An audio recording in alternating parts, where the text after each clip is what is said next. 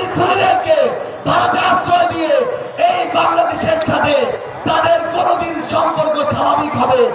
এই বাংলাদেশে এই হাদিরা বেঁচে থাকতে কোনোদিন সেই সম্পর্ক স্বাভাবিক হবে না, হবে না, হবে না।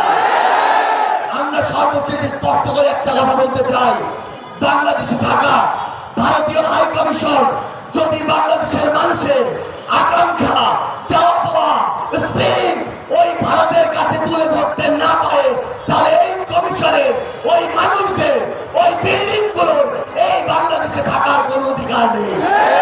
শুধু একটাই সর্বশেষ কথা, আগামীর বাংলাদেশে আমাদের স্বাধীনতাকে, আকাঙ্ক্ষাকে, বিপ্লবকে, ওসমান হাদিদেরকে কেউ যদি আক্রমণ করতে চায়,